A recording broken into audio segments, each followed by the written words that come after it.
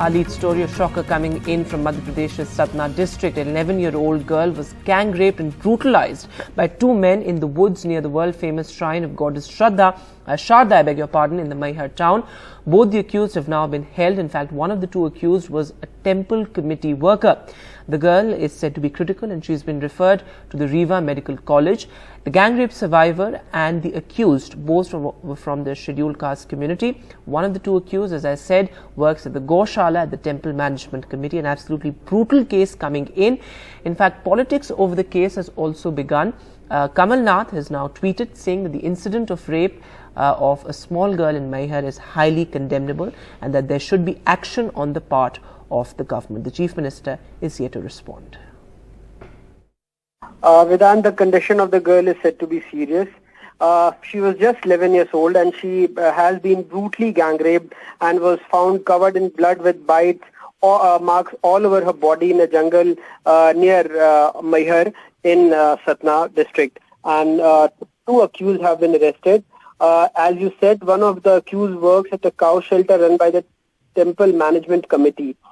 Chief Minister Shivraj Singh Chauhan has directed the police to take strict action against the accused and ensure the survivor gets the best possible medical treatment. She went missing last evening, and when she didn't get home till late in the night, her family informed the police and began searching for her. She was found in a jungle about 1 kilometer from her home in near Maihar police station in Satna, and the jungle is also close to the goddess Sharda in Maihar town.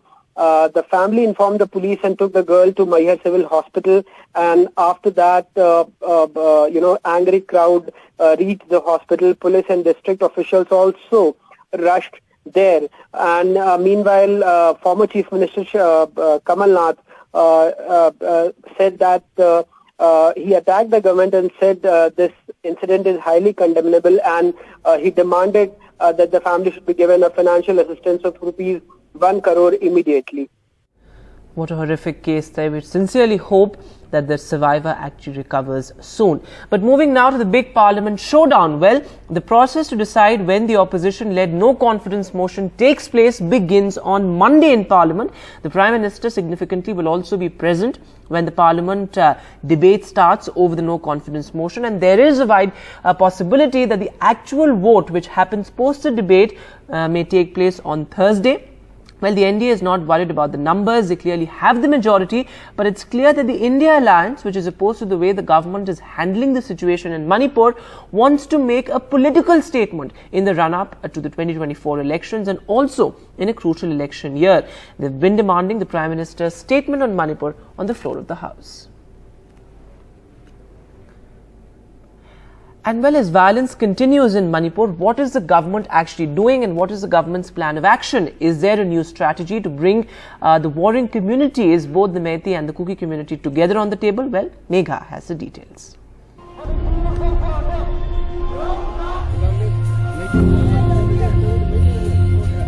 Three months of violence in Manipur, and while the incidents have reduced, the crisis is far from over. But finally, there seems to be some hope, with the Centre and Chief Minister Biren Singh speaking to the leaders of the warring communities.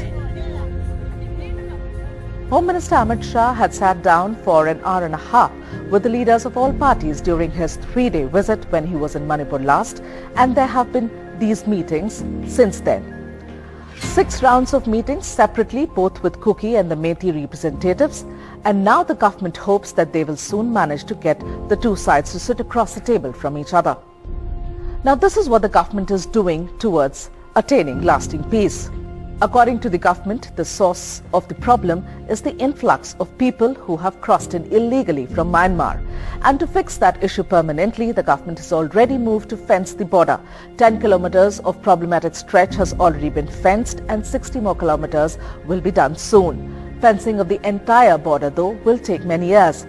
The government hopes to complete the biometrics of each person who has crossed over from Myanmar by December 2023. When the violence broke out in the first week of May, the centre moved thousands of paramilitary forces to the violence-affected area within 30 hours. Currently, around 36,000 troops have created an effective buffer zone between the Kuki and Methi areas, and nearly 50,000 civilians have crossed through this zone without a single untoward incident. Government claims that there wasn't any delay in responding to the situation in Manipur. In fact, the centre positioned Minister of State for Home, Mr. Nityanand Rai, from 25th May to 17th of June in the states to monitor the situation. Centre claims that there has not been a single bandh or blockade in Manipur in the last 6 years of BJP rule, till the violence broke out this year in May. And since then, around 20,000 people have been evacuated from there. Also, there have been no deaths since 18th of July. There are medical arrangements and the law and order structure is in place as per the government.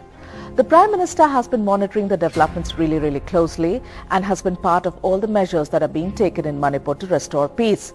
At the peak of violence, the Prime Minister was briefed thrice a day by Home Minister or by the Secretary for Home Affairs, Mr. Ajay Bhalla. Many a times, Prime Minister himself called the Home Secretary for an update. And even while the Prime Minister was travelling in May, he was being regularly briefed on Manipur. Till today, the daily briefings are on. Now let's tell you a little about the history of the ethnic violence in Manipur. The ethnic violence in Manipur is not new. It began in 1740. In recent times, there were riots in 1993, in 1997 and now in 2023. There was political uproar in 93 as well as in 1997. In one instance, no statement was made in the parliament, and in the other, the Minister of State for Home had briefed the House. The violence that broke out in May this year comes on the back of a huge spurt in drugs seized and cases registered. Massive drug hauls have been reported all through. 4 important factors that have contributed heavily to the current situation in Manipur are: first, the coup in Myanmar in 2021, a spike in the narcotics trade, the allocation of new tribal villages in forest, and the Manipur High Court order, the decision that put a deadline on 17th of May 2023 for the inclusion of Methis in the scheduled tribe list. In New Delhi, Megha Prasad for NDTV. And well, this as pointed questions are being raised to fix accountability of the centre in Manipur. Moving now, the investigation of the viral video case in Manipur has been handed over to the CBI. Through this, the government wants to assure all the people in Manipur that it's not discriminating against any particular community. The trial of the case will be completed in 6 months and will be held outside the state as the government wanted. What will be the ambit of the investigation? Neeta has this report. Police barricades, protesters, the tension palpable on the streets. In view of this, Centre has decided to hand over the viral video case to Central Bureau of Investigation. The CBI will identify perpetrators of the crime, find out from where the video was uploaded first, which part of the country contributed to making it viral, since it went viral only a day ahead of monsoon session of Parliament, almost 2.5 months after the incident. Meanwhile, the Manipur police has so far arrested 7 people in the case, which includes a minor and the person who shot the video. His phone has been seized. The phone has also been sent for forensic examination. As per Manipur police, the ground situation has improved as no killing has taken place since last 10 days. Policemen who were absconding have returned to abandoned police stations. To help the state police, 135 companies of CAPF and 185 columns of Assam Rifles and Army columns are deployed on ground. Nearly 14,000 people have also been detained. Despite all this, there are still some incidents of arson and violence. 4 people were injured in Chura Chandpur and Bishnupur violence on Thursday. In New Delhi, this is Neeta Sharma reporting for NDTV. And well, amid the crisis, a message from His Eminence Oswald Cardinal Gracias on the ongoing ethnic conflict in Manipur. He says that Manipur is being given a religious twist, but it's not a religious conflict. It is a tribal conflict. He also appeals for peace in the state. This is a tribal conflict. 2 tribes, historically very hostile to each other, and it exploded into violence because of certain legislation which was passed. It is given a religious twist, but it is not a religious conflict between 2 religions. It's between 2 tribes. And we must now not do anything that will worsen the situation. And well, moving now to being fined 30 lakhs after a series of incidents in which its A321 aircraft registered tail strikes, Indigo, India's largest airline, has today said that the airline has zero tolerance to compromises of flight safety and that they will be responding to aviation regulator DGCA's notice. There have been 4 instances in the last 6 months when the tail of Indigo's A321 jetliner struck the runway either on takeoff or while landing. A tail strike is considered a serious flight safety incident, and the airline has now a month if it wants to appeal the regulator's order. And moving now to the BJP's Big South push, the political action is in Tamil Nadu and hoping to change his party's meager electoral appeal in the Dravidian state. The BJP state president K. Annamalai has begun a Padyatra across the state's 234 assembly constituencies. Union Home Minister Amit Shah flagged off the yatra at the Rameshwaram town. The journey would be largely by foot and by bus in some places. This is perhaps the first time that a BJP leader has embarked on a program of this nature and magnitude, focused on the state which has been dominated by the 2 Dravidian parties. मित्रों, ये विपक्ष का जो टोला है वो भारत का विकास नहीं करना चाहता है, अपने परिवार का विकास करना चाहता है। सोनिया गांधी को, राहुल गांधी जी को प्रधानमंत्री बनाना है, स्टालिन जी को, उदयनिधि को मुख्यमंत्री बनाना है, लालू जी को, तेजस्वी को मुख्यमंत्री बनाना है, ममता दीदी को, अपने भतीजे को मुख्यमंत्री बनाना है। वो भारत और तमिलनाडु को एम्पावर करना नहीं चाहते, वो अपने बेटे, भतीजे, बेटियों को एम्पावर करना चाहते हैं। So the BJP's Big South focus after it lost its only South bastion, Karnataka, in the elections a few months ago. Short break now. News and updates continue on the other side.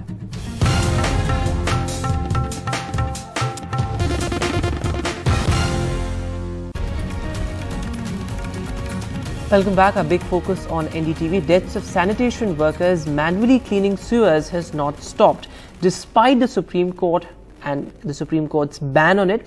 In the last 5 years, 339 sanitation workers have died. In many cases, families continue to wait for sanitation and also for compensation. Ravi Shanjan Shukla's ground report.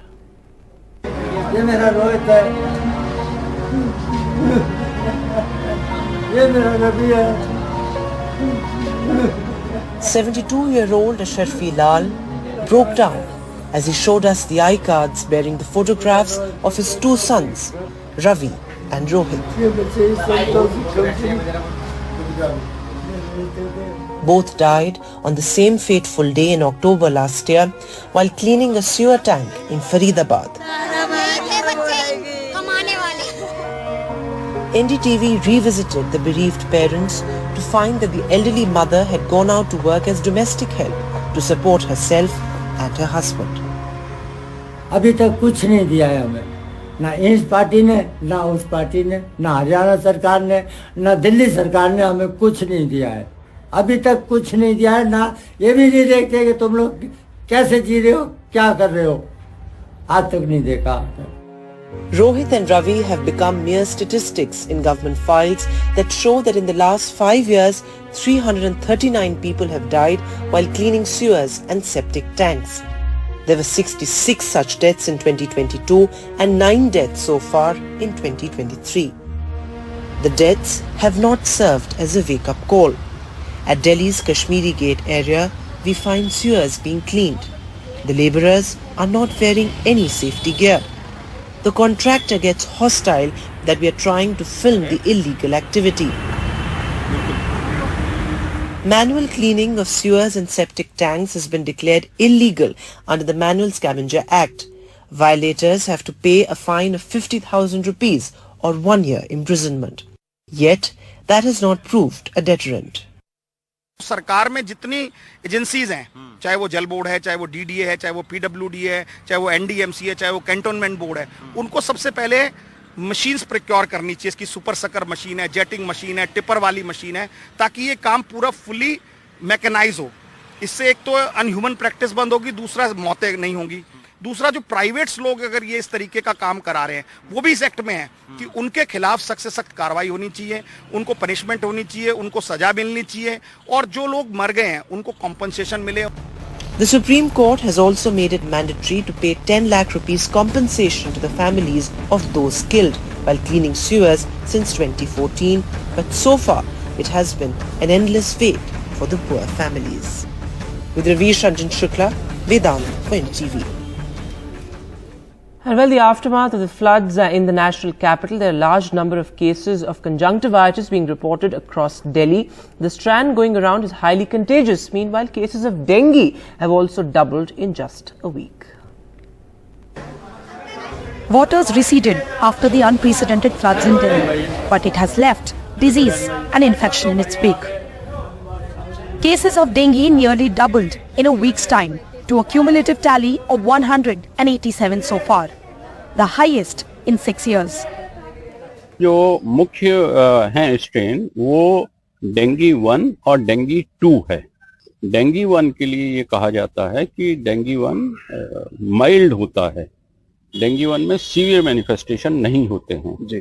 Dinghy 2 जो होता है वो severe manifestation करता है। Severe का मतलब ये होता है कि पेशेंट को ब्लीडिंग टेंडेंसी हो सकती है, पेशेंट का ब्लड प्रेशर एकदम से फॉल हो सकता है। Delhi Chief Minister Arvind Kejriwal chaired an urgent meeting to devise a comprehensive strategy to combat the escalating dengue outbreak in the national capital.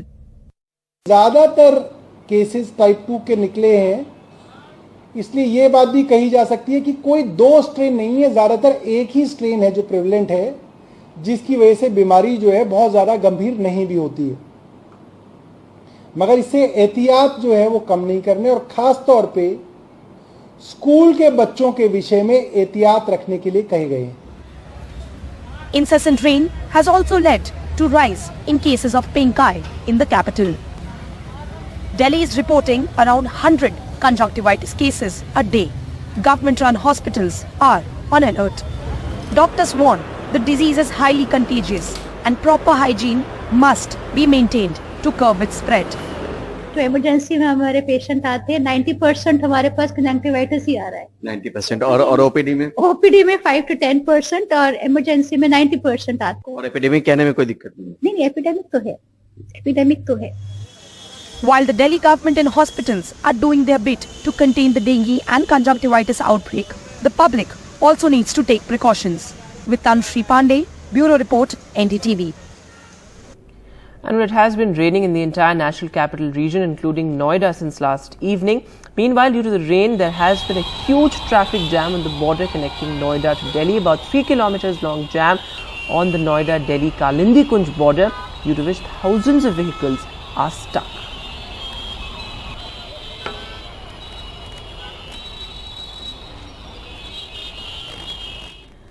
And well, just like that, the world of chess has a new hero. If there's one chess player from India who has ruled over 3 decades, it is Vishwanath Anand. But a grandmaster from Chennai now, who has not even finished class 10, is Indian chess's new golden boy and is chasing Vishwanath Anand and, well, his 37-year-old record. India's 17-year-old grandmaster, Gukesh D, is preparing in Chennai for the upcoming World Cup to be held in Azerbaijan. He knows that his next win can put him ahead of the 5-time world champion Vishwanathan Anand. Vishwanathan Anand's FIDE ranking is 2,754. Gukesh's FIDE ranking is 2,751. Before this, the record for scoring 2,750 points was under Magnus Carlsen's name. And I'm very happy with my milestone of crossing 2750, but it was not my main goal. My main goal has always been to improve and reach the world's best. And yeah, I have some very important tournaments coming up, and then as a parent, we are very happy to see the steady progress in his chess career. We wish he continues to enjoy the game and show further progress and bring cheer to the family, his trainers and the nation.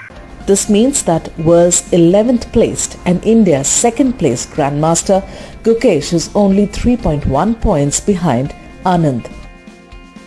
This class 10 boy can't wait to be crowned by Vishwanathan Anand. ये अत्यंत हर्ष का विषय है कि गुकेश जो हमारा young grand master है वो विश्वनाथन आनंद जैसे चैंपियन, वर्ल्ड चैंपियन को सरपास करने जा रहा है और हम हर भारतवासी के लिए गर्व का क्षण है कि एक नया विश्व चैंपियन भारत में उसका उदय हो रहा है और मैं चाहता हूं कि हर भारतवासी गुकेश पे प्राउड करे क्योंकि वो नया विश्व चैंपियन बनने की ओर अग्रसर है और विश्वनाथन आनंद को सरपास करने जा रहा है.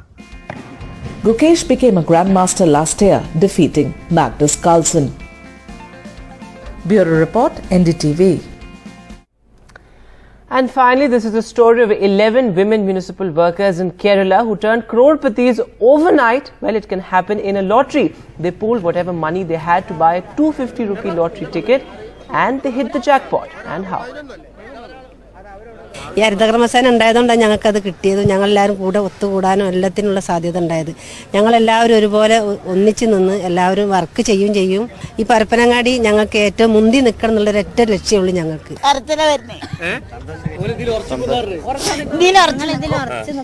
ഞങ്ങളെല്ലാവരും ഉറച്ചു നിൽക്കും.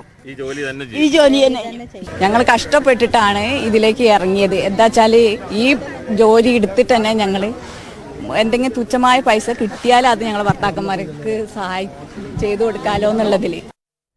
So well, they didn't even have the money to pool in for the ticket and now their life is changed forever. That's all that we have on this edition of the news.